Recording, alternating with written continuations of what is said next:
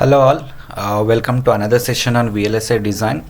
So in the previous lecture video we discussed on data path logic, where we discussed regarding the adders and other concepts, so different types of adder elements and everything. So it is data path elements, and so this time we'll jump into the subsystem design and layout. So where the same subsystem design concept, we earlier studied the same concept, where I discussed something like shifters and data path, how the data path is going to flow from ALU to shifter and something registers and everything.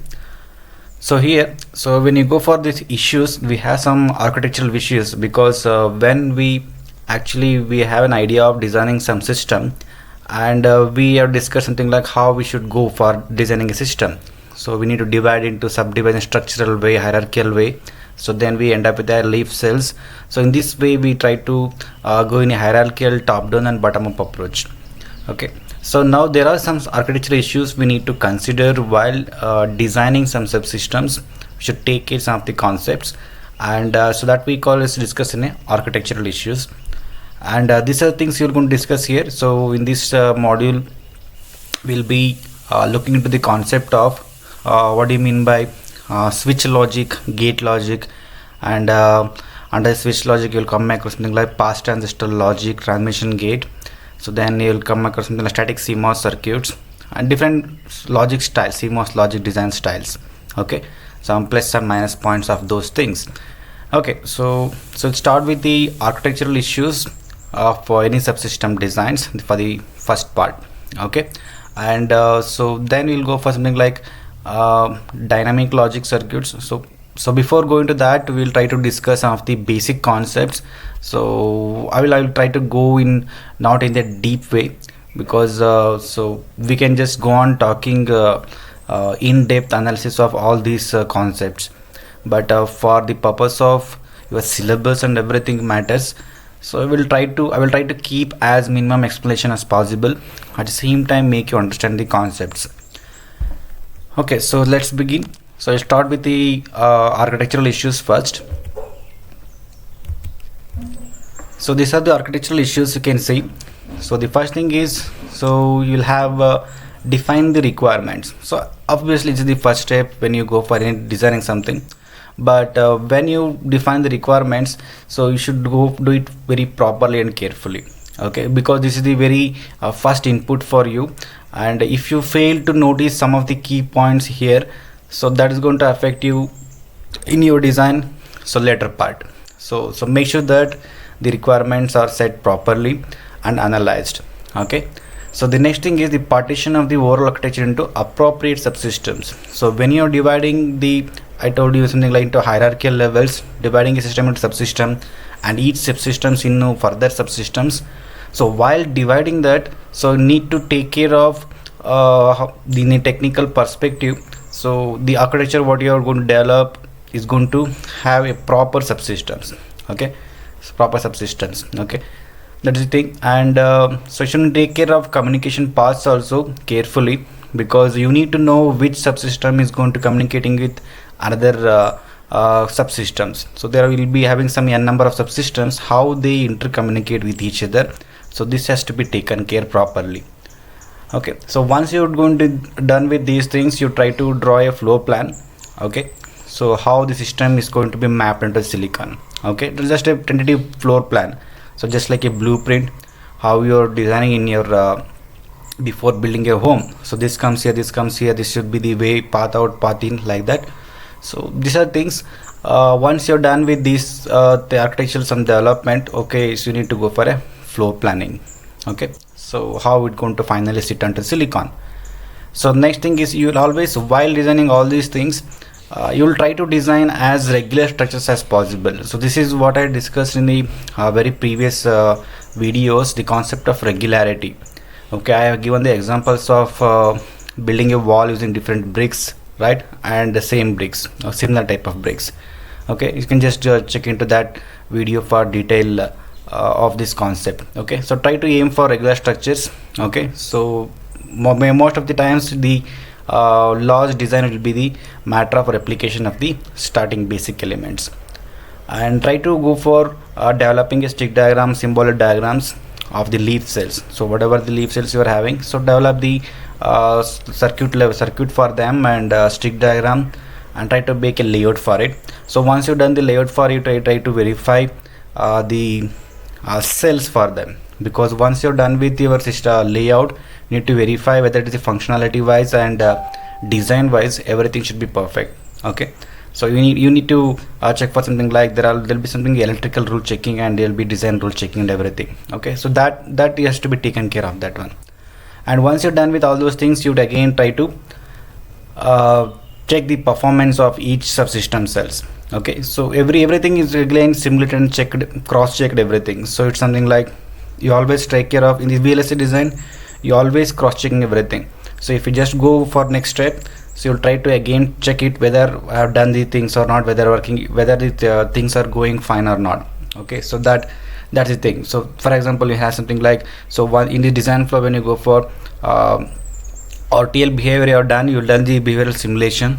Okay, so once you're converting the next process, when you convert into synthesis and you get netlist, again you are going to check for, once the netlist you are getting, you're again verifying by simulating that netlist. So that we call as gate level simulation. Okay, so every time, so after doing the layout also, you'll perform post layout simulation, whether again after layout whether my functionality is working fine properly or not. So that means, so for in every stage we are going to verify, so whether my functionality is what your aim to design is, you are getting the proper results or not. Okay, so this is the thing. And we have some another the concept to consider, that is the whole system design process will be greatly assisted if the considerable care is taken with partitioning part. So that means while doing the partitioning of your chip and which system should go, so if you are dividing it's a chip into two blocks, two halves, and you have something like some n number of subsystems, so which subsystems should go to which particular block. Okay, so that should be done carefully. So you should do those things with the minimum interdependence of the each blocks, and the complexity of integration should be less between the two blocks. Okay, that means if you have same two systems are very much interconnected, then you just make sure that those two subsystems goes to one particular subblock, one particular division. Okay, and make sure that the design is always try to become as simple as possible. Okay, no matter how complex the problem is, you try to keep the solution as simple as possible. That is going to help you always, it's going to welcome you in the design of VLSI. Okay, so that's the thing. So when your design simplification is the very good thing, so make sure that you try to use cellular design concept. So that means that the same concept you can just link for regularity. Okay, so this is going to have a cellular design concept. You just build one particular thing and you try to reuse them and build complex structure. So make sure that whatever the thing you are going to design, it will be highly regular in nature. Okay, you get highly regular structures. Okay, so these are things. When this simplification is there, you will going to get relatively less number of few standard cells. So when you have less number of few less standard cells, that means you have less standard cells to be designed by on your own. Okay, so that can be reused earlier. So that means regularity will increase. Okay, and design time will come down. So these are several architectural issues. So we can see the next concept we will try to go for the concept of switch logic.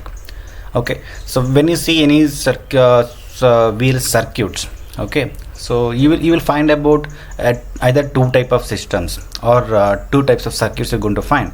So one type of circuits are something like switch logic, we can say. Another is something like gate logic. Okay, switch logic means, so you can assume that, so you have a transistor. So I'll just go for the, okay, I'll go for pen. So if you have transistor right now, okay, so okay, suppose I have a transistor here. Okay, and so what I will do is, so I'm going to apply my input, okay, on one side of the transistor. So it may be input, source or drain terminal will be input. Suppose in this case I will say that I am applying at the source terminal, I'm going to apply my input, and I am taking my output at the drain terminal. Okay, this is my drain terminal, I'm taking output here. Okay, and whatever the gate terminal is there, so I am trying to use that drain gate terminal for control purpose. Okay, so this type of logic where you are going to find, so where you are applying input to your one of the terminal, that is your source or source, assume that it's source terminal, and you are going to take the output in the another terminal, because so you cannot just say source and drain, because so that again I have discussed in very first module. You cannot just identify, you can say this is drain region just like that, because they are both, the terminals are identical, and they are interchangeable also depending upon your voltage applied between your different gate terminal and other regions. Okay, that will decide which is acting as a source and which is acting as a drain terminal. Okay, so you can see that either of the terminal are going to apply input and you're going to take in the other side of the output. Your gate is actually used as a control purpose. Okay, so that's that type of circuits you can scale as switch logic. Okay, so where your gate is acting like control device, just like your on and off switch. Okay, that's why you call as a what do I call as a control switches. Okay, switch logic. Okay, this is the thing. And another concept you can say here, the switch logic is based on pass transistor or transmission gate. So we already studied the pass transistor logic also in the very first. I already discussed that one, so I'll try to go in brief here. Okay, just for the sake of completeness and understanding the further concepts. Okay, so you can see this approach is one thing. This will be your switch logic. So you have here one concept, you have a NMOS device. Sorry, so we have 0 to 5 input, we are getting the output, so input output as I said before. Okay, right, so this is one concept here. This you already know all this, right? So if you apply some pass transistor here, you are going to get VDD minus VTP, or I think it's not VTP, so VTN. Okay, right, so here something like 2 times VTP. So this is the concept where one concept is the output of any transistor, pass transistor, should not be used for driving the gate of the another transistor. So this is one thing we need to I should have discussed in the previous session only, but since it is not in your, not a part of syllabus mentioned in your syllabus part, so I just skipped that topic.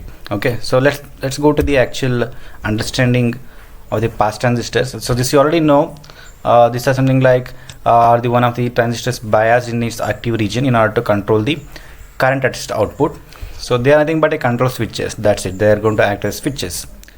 Okay, so MOS transistor acts as a variable resistors controlled by the gate voltage, and resistance is high when the gate voltage is less than the threshold voltage, and resistance is low when gate voltage is more than the threshold voltage. Nothing but just when the transistor is on, we have less resistance. When transistor is off, it has more resistance. So we have two types of transistors. You can use NMOS and PMOS. So if you are using NMOS in switch logic, you can call as a NMOS pass transistor, and you are using PMOS means PMOS pass transistor. Okay, so in this case, so this is my gate and source and drain terminal. It has some capacitance here. Okay, so when you give here logic 0, so for you need to remember this concept.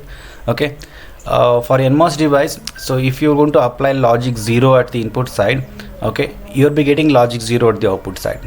Okay, so if you logic 0 are given to input, you're getting logic 0 exactly at the output. That means strong 0 you're going to get.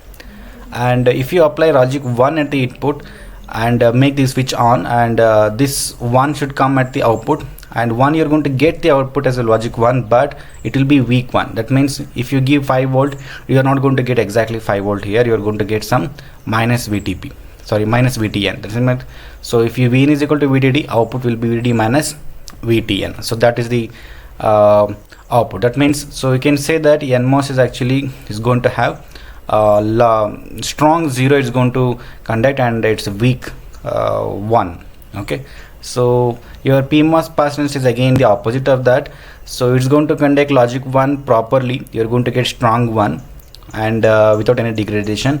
But when you go for logic 0, the PMOS transistor will not conduct or transfer logic 0 properly. Okay, so it's going to give something like a VTP voltage. Okay, that means weak 0. So totally overall you can remember, so NMOS transistor strong 0 weak 1, and PMOS transistor strong 1 weak 0.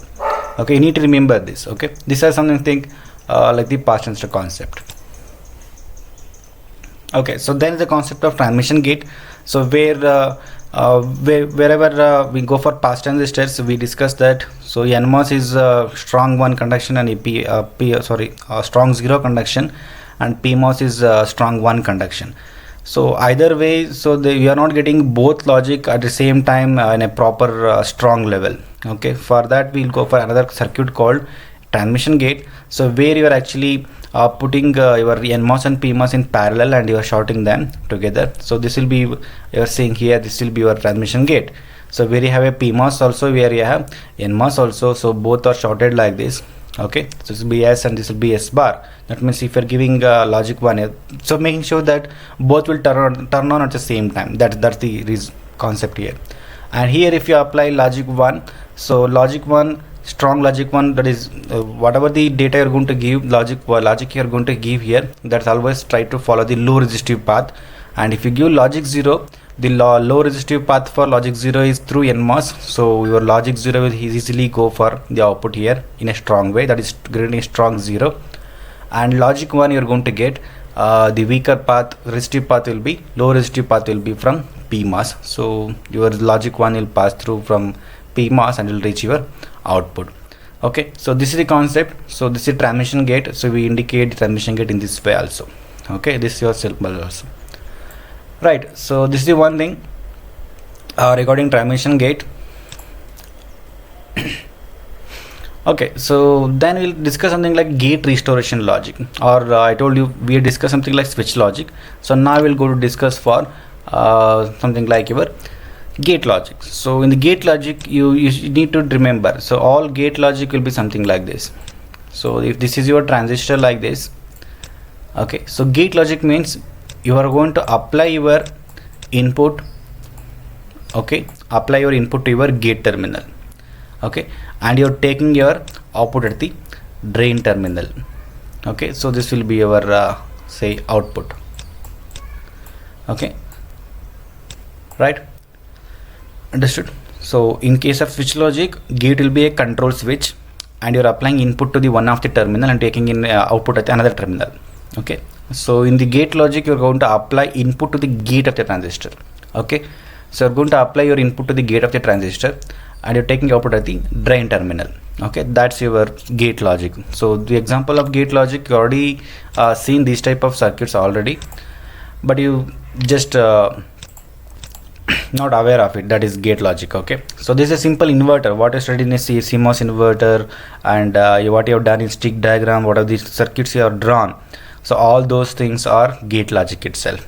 Okay, so this is simple inverter. You can see in a different logic they are realized here. These are the example of gate logic. The first figure A shows something like it's a inverter logic using a gate logic. This is your NMOS inverter, and the same inverter you are realizing in CMOS. This is your complementary circuit, that is CMOS circuit. So using PMOS and NMOS, so both are equivalent. They are just using different transistor symbol here. That's it. Okay, they are showing something like this, that is substrate connection. Right, this is your CMOS circuit for your inverter, and this is your bi-CMOS circuit for your inverter. This already also discussed in the previous session. Okay, how this circuit works. Okay, so this again yeah, these are the symbols. So this we are going to have the symbols of inverter only, but the inside circuits, if it is a bi-CMOS inverter, you will have the circuit inside. If you have a CMOS inverter, this is the circuit inside. If it is a NMOS inverter, so this will be circuit inside. And you can see these are something like stick diagram for all these three structures. Okay, so this is your gate restoration logic, okay, or gate logic. Okay, so we'll go to the next concept. Right, so this is another examples of gate logic. Here we are having two input NMOS, CMOS and bi-CMOS NAND gates. So previous slide we did shown the inverter circuits for all three combinations. So these are the circuits for your NAND gate. So the first figure shows you NAND gate for using NMOS technology or NMOS circuit. Okay, using only NMOS. So where you have the depletion mode transistor on the pull-up device, and complementary, that is CMOS circuits for your NAND gate. So this you already know how. I already shown you how these circuits are can be drawn when you have some equations, given some equations, and we know how to draw them. Okay, we already discussed how to draw circuits in your stick diagram lecture video. Okay, so this is your BiCMOS circuits for NAND gate.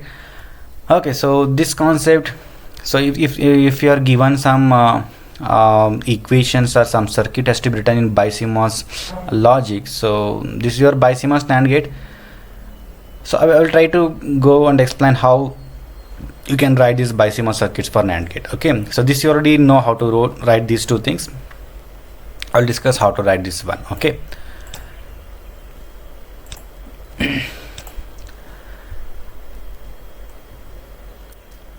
Right, so this is actually your BiCMOS NAND gate. So how I have written this BiCMOS NAND gate is, so you just follow this one. Okay, so this is your CMOS circuit. Okay, so in this will be your pull up network, this will be your pull down network. Okay, and remember this structure. Okay, so this entire things you are going to have a CMOS network of your whatever the expression they are given.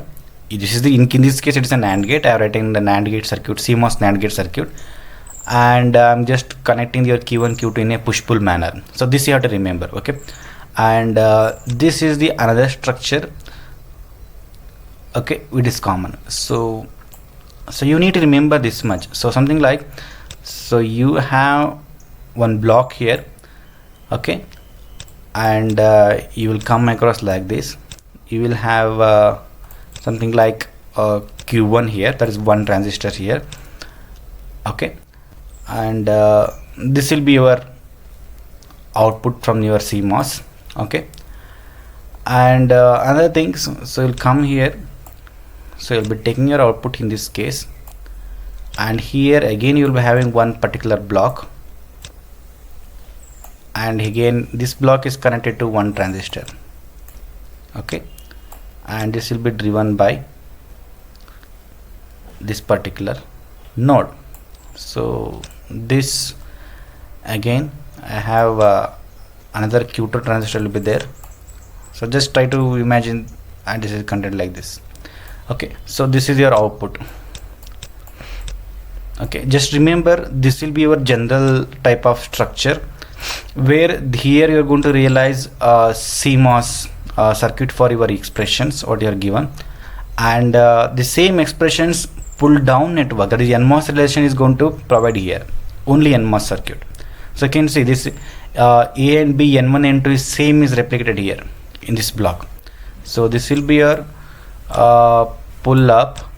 Okay, so this will be your pull down block, and in this box again you are going to get pull down block. Okay, so all other things rest are same. So if they are given any another equations for you to write, you can just simply use this concept. Okay, and write the circuits. Okay, so this is the concept here, how to write your BiCMOS circuits. Okay, it's an AND gate. So we'll try to go for analyzing the working principle here, so very fast. Okay, so we'll see when it is A is equal to 0, B is equal to 0.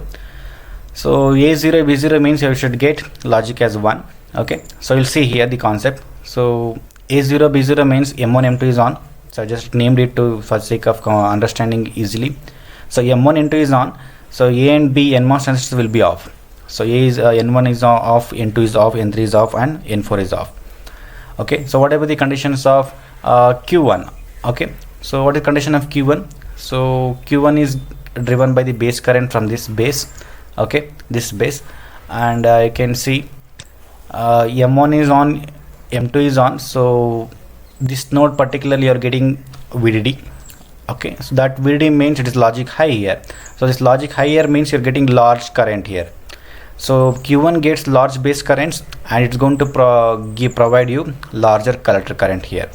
Okay, so then what about this is connected to N5. What will become N5? So N5 will be turned on because so it is in logic 1 here. So logic 1 is present here, and this makes N5 to turn on.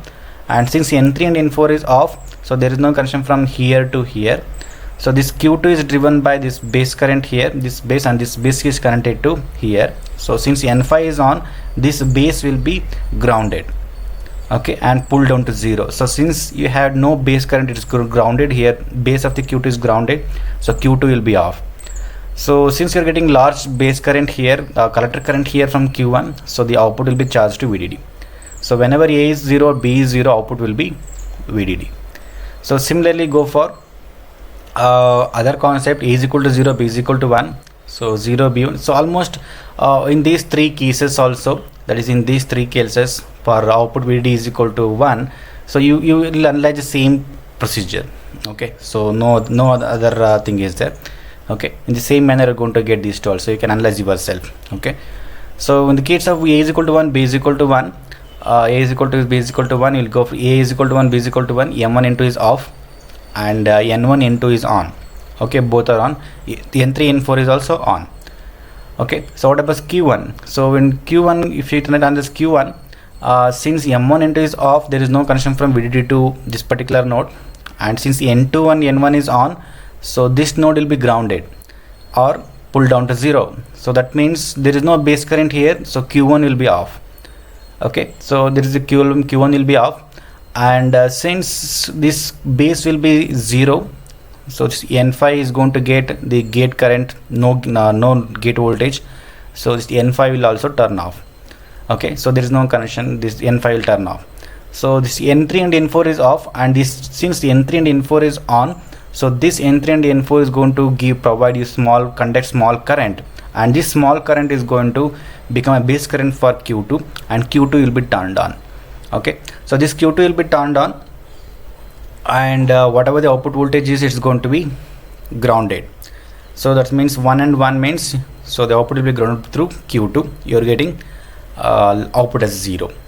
So this is how the NAND gate BiCMOS circuits works, and similarly we can go for analyzing BiCMOS NOR gate also. So this is circuit for NOR gate. So as I told you, so this particular thing, your CMOS realization of your NOR gate.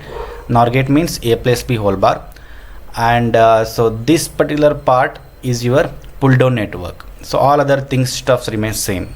Okay, so this also same thing. When A is 0, B is 0, we can say A is 0, B is 0. Sorry, so I'll come back.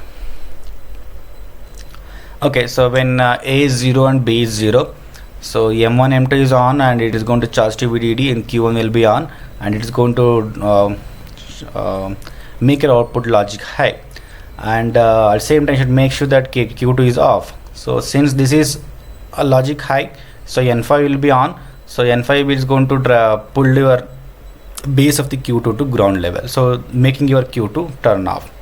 Okay, so that is the case here. Vout is equal to VDD, and all other similar cases you are going to get the same concept. When A is equal to B is equal to 1, so when A is equal to 1, B is equal to 1, or either of the signal is 1. The same case happens. So in that case, so what will happen is N5 will turn off. So leading your N4 or N3 is going to drive your Q2, and Q2 will be turned on.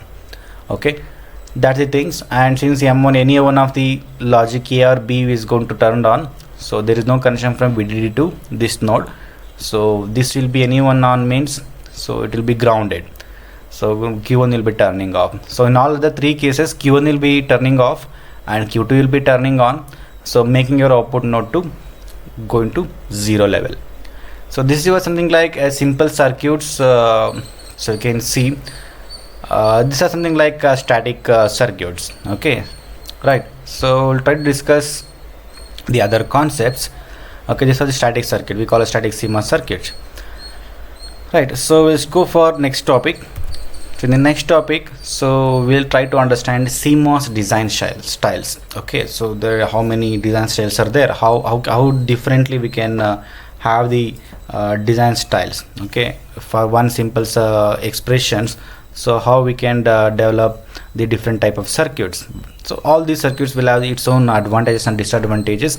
So one particular circuit we can try to categorize as clocked one and non-clocked one. So you can say that, so non-clocked logic means that doesn't require any clock for proper logic operations. Okay, so that is the one thing. And the examples for non-clocked logics are the static CMOS circuits and ratioed logic and CVSL logic and Pascal logic. So these are the logic examples for non-clocked logic. And so we have certain other types we call as clocked logic. In the clocked logic we have the periodic signal required for correct logic operations. So without your clock signal, the whatever the output you are going to get, it will be wrong. So it's a clocked one. So example, you can say the example as a dynamic logic, okay, or DCSL. Okay, so the clocked styles, whatever is there, so this logic bit uses clock. So in general they are faster in nature, okay, they are faster in nature, but it is something like it's going to consume more power. That you can observe in power delay product. So the power into delay we will perform while design, will try to analyze the area, power and the delay involved in any circuits or any design.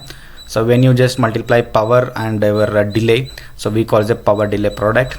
So using that you can understand and find out so how power consuming is your circuits. Okay, so in general the clocked circuits are faster than even non-clocked circuits, but it's going to consume much power than even non-clocked circuits.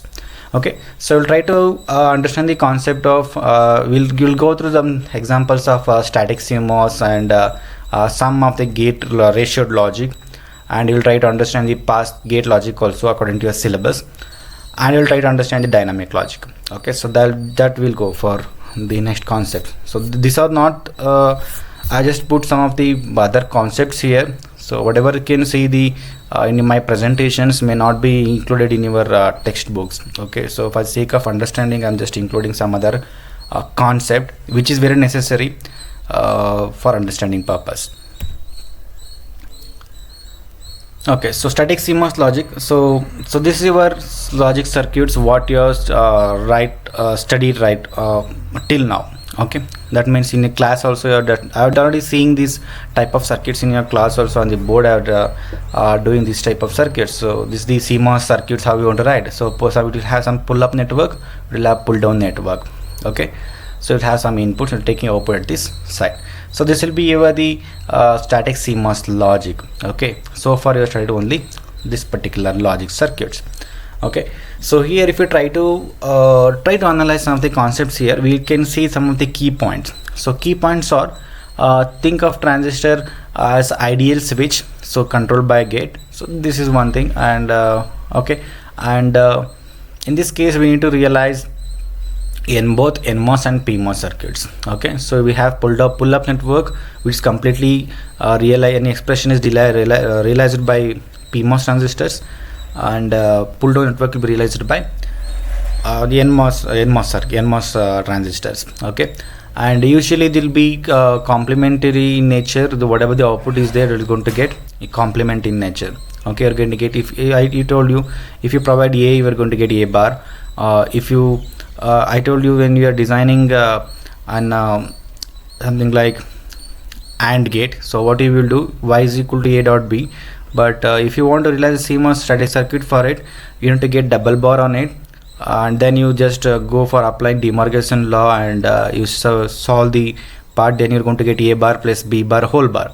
So then you implement your circuit for A bar plus B bar, then you're going to get A bar plus B bar whole bar circuit.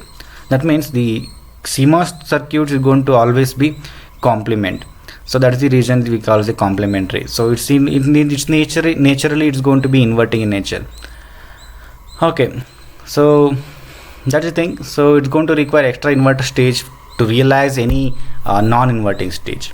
Okay, n input logic requires 2 n transistors. So if I have something like A dot B, so in CMOS I need 4 transistors, so 2 times more, something like 2 times n. Okay, that is the things. So you need more transistor to realize.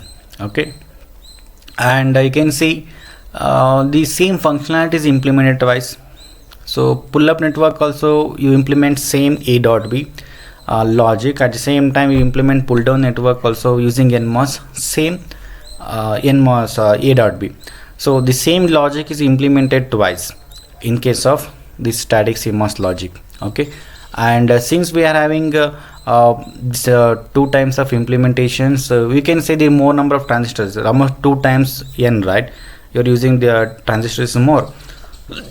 So in this case you will have so larger area. So since you are using the PMOS, so you generally say the PMOS would be always almost uh, greater. Okay, so larger area. So in this case we have a larger area, and larger area means you will have larger capacitances, and more the capacitances, your delay will be more. That's your longer delay. And here you can get something like very high noise margin. So this we already discussed in a very first unit, right? So noise margin and everything. So VOH and VOL are at VDD and ground, so you're getting exactly strong zeros and strong ones. That's the advantage you're going to get. And no static power dissipation. So in this case, when PMOS circuits are on, NMOS will be off. NMOS is on, then PMOS will be off. So in that, this is the situation you will find. Therefore you don't get any static power dissipation here. Okay, that means there is no connection from VDD to ground directly. The power dissipation is not going to happen. So these are things. And comparable rise and fall times. So you'll have almost equal rise time and fall time. Okay, so that is the case in case of the CMOS circuits, that is static CMOS logic. Okay, so this is our logic circuits. You already known and how to write this. Whatever the stick diagram you have done, the circuit you have designed, all those are static CMOS logic only. Okay, right. So these are some of the key points you need to understand, and we'll go for some another example. So the next type of non-clocked logic you can find one thing called the ratioed logic styles. So ratioed logic styles, so you have seen one of the examples. So one thing is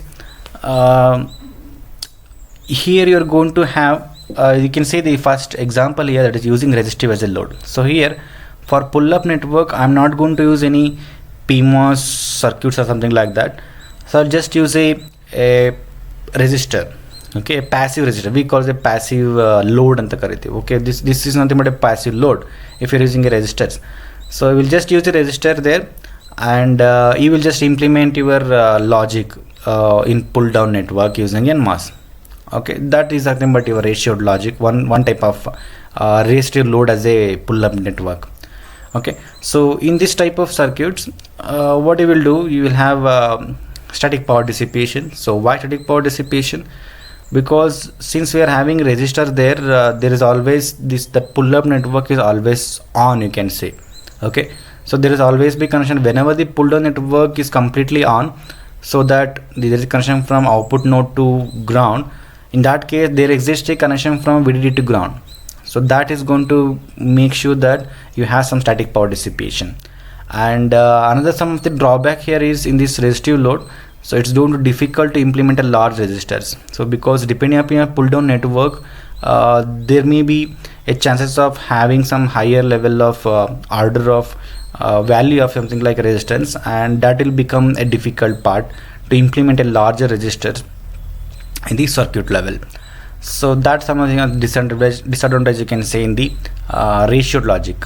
Okay, and another example you can find for ratioed logic is depletion mode transistor as a load. Okay, so in case of pull up network, you just replace that instead of resistive load you will use something like depletion mode transistors as a load. So in this case also you need to go for varying the size of that depletion mode transistor. You can usually see when you go for inverter design, so you can see that many times it will be 4:1 ratio or 8:1 ratio. So that's something that's why we call it the ratioed logic. So both are different. And in this case another disadvantage is you have depletion mode transistor which has a negative threshold. Okay, that is always on already. So since it is always on, that again it will similarly behave as the previous example. So it's always on. Here also there is a chance of getting your static power dissipation, and there is a problem of body effect also. So because you are having NMOS there and you will have a same substrate, and since you are same substrate, there may be chances of having threshold variations. So this is something like we discussed in a very first module, that's your body effect. Okay, second order effect, under the second order effects. Okay, so VT is going to have some effect to this, so it may be a problem here for this particular type of logic. Okay, That is the thing. And we have some other example with something like a pseudo NMOS logic. So where you are replacing your pull-up network with a PMOS network. Okay, not a PMOS complete PMOS network. We have a single PMOS cell. Okay, so you're using PMOS transistor as a load, and you are grounding your gate. So making sure that it is always on. Right. So we will discuss that pseudo NMOS in the next slide. So here what you can say is so NMOS and static currents. So why we are doing all these things means when you compare the previous static CMOS, it's having a larger capacitance due to the larger number of transistor usage. Okay, that means you are having a larger delay, also larger capacitance. So we'll try to make sure that reduce the number of transistors so that we can reduce the capacitance also. So for that reason, so what you will doing is you will try to go for different types of loads. So we can see in these examples. Okay, but again everything has a plus and minus points, so we discussed here. So we'll try to understand the concept of pseudo NMOS now. Okay, so in the case of pseudo NMOS, so we are actually eliminating any body effect problem. Okay, so there will be no body effect problem, and we can say that this particular circuit includes need only, if it is a n input gate means it's going to need only n plus 1 transistor. Okay, so that's the thing. So we can say this is like a NOR gate, here there is a NAND gate. Okay, so in 4 input NAND gate, here there is a 4 input NOR gate. That means here is a A plus B plus C plus D whole bar. Okay, so for this they have 4 inputs are there. You need only 4 transistor plus 1 transistor. That's what we are shown here. Okay, and each input connects to only one single transistor and presenting smaller load to the presiding gate. So static power dissipation is there, but whenever the output is 0, that's the range. That means whenever the output goes to 0, there we have static power dissipation. Of course we have static power because this is always on, so there will be static power dissipation. And since there is a power dissipation here, there will be asymmetric rise time, fall time. Okay, so why asymmetric rise time and fall time? Because when output is going to be high, so this net area and this network will be off. Okay, this network will be off, so it will be easily charging your capacitance to high level. But when you draw to lower level, so what will happen, it has to, whatever the sinking is happening, so the sinking happening should be from both transistors. So this transistor has to be synced down at the same time. This is going to fight with that. Okay, so fight with your this particular circuit pull down network to make sure whether it's going to low or high. So that is going to make sure that there's a rise time and fall time are different. And since they are only n plus 1 transistor, so it will be smaller in area. And so when you compare to static CMOS circuits for same NAND gate, so we can say that this NMOS, pseudo NMOS circuits are almost 4 to 5 times faster than your static CMOS circuits. Okay, right. So again they are always a little bit trade-off in VLSI design. So when you want some, you need to lose something. Okay, so we can have a choosing option, because we can have pseudo NMOS gate also, we can have static CMOS gate also. So whenever the low power is required, we can say that choose static CMOS, because there is no static power dissipation there. So you will have a high noise margin. Logic high will be good, logic low will be good. There will be no power dissipation. Okay, so whenever your speed is required for you, so then you can select something like a pseudo NMOS logic. Okay, so this is one thing. So pseudo NMOS logic. So we discussed static CMOS logic, and in the ratio logic we have something like resistive load, depletion mode, transistor as a load, and PMOS as a load we call it pseudo NMOS. Right. So the next thing we'll have another concept. So pass transistor logic.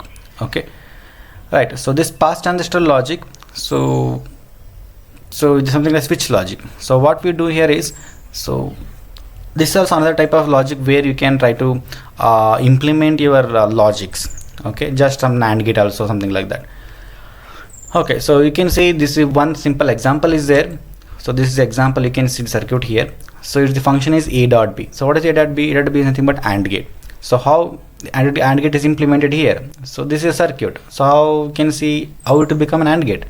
So suppose if you're giving something like A dot B, so I will say that A is equal to 1, B is equal to 1. So let's say A is equal to 1, B is equal to 1. So what will happen?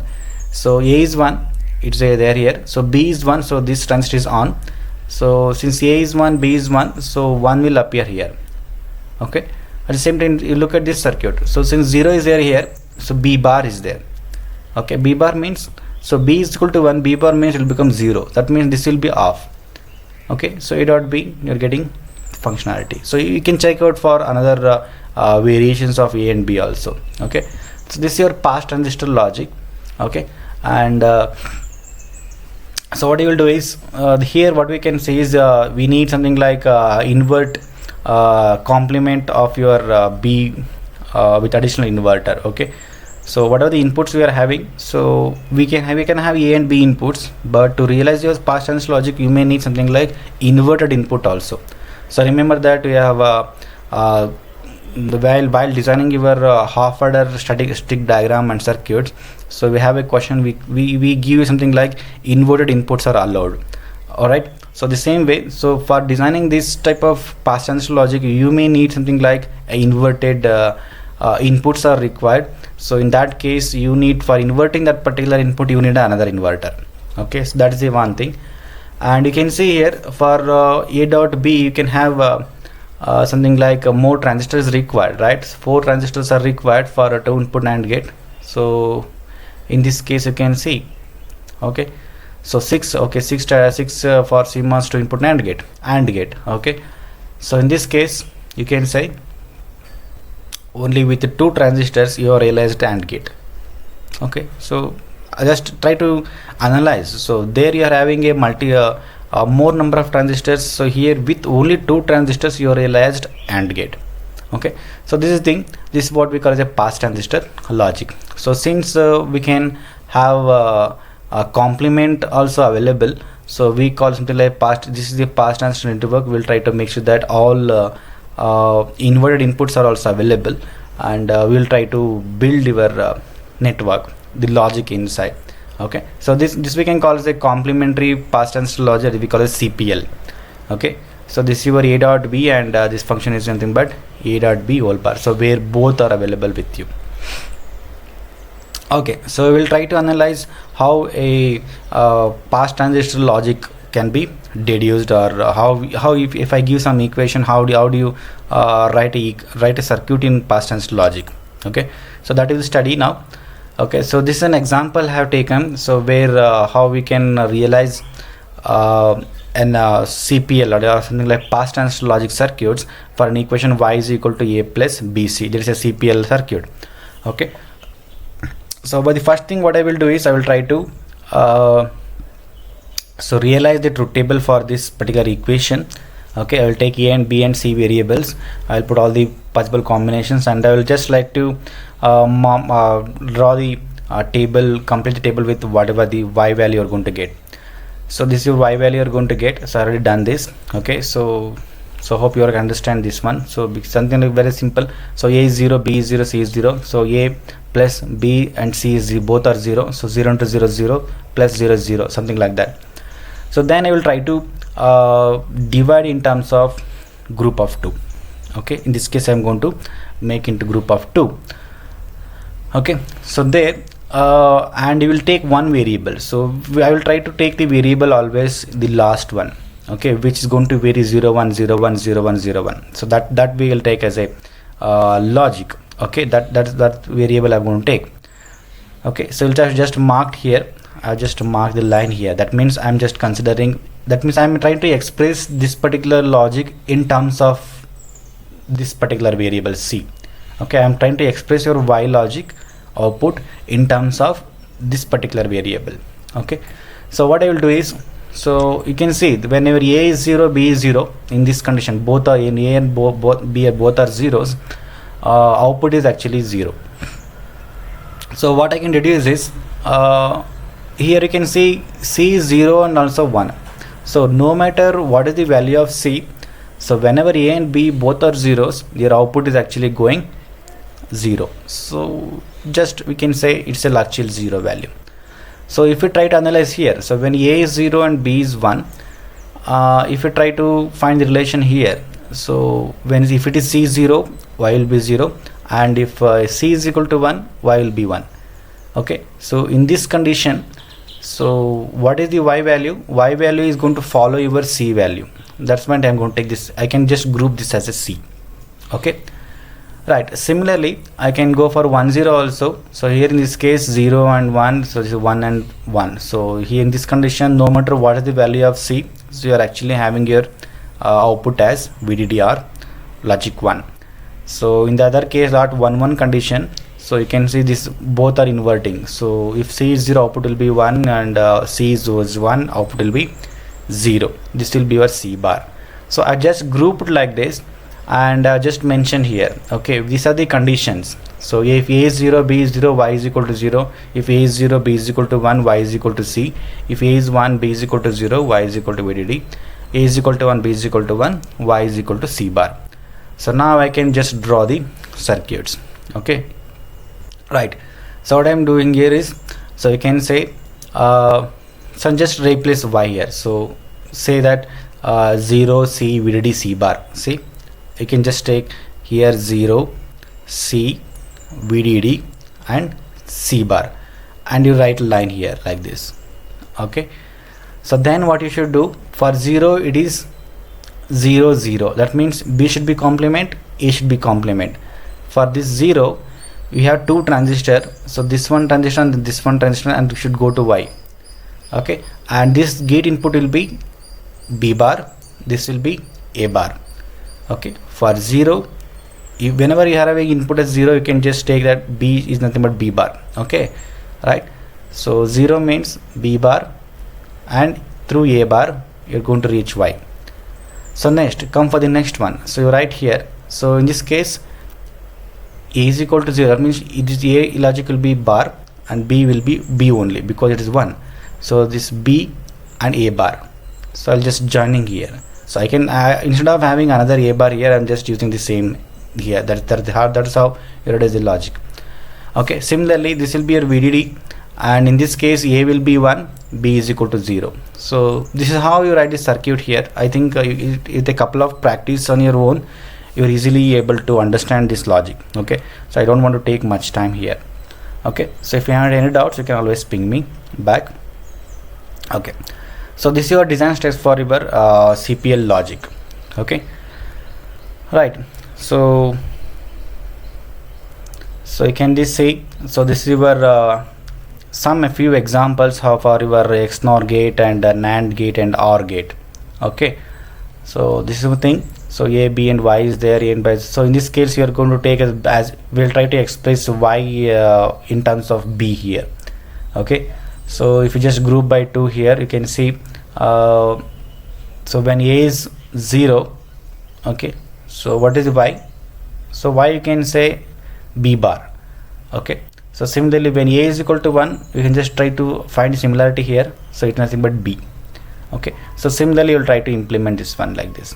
Okay, so these are some of the examples how you can actually draw your CPL circuits.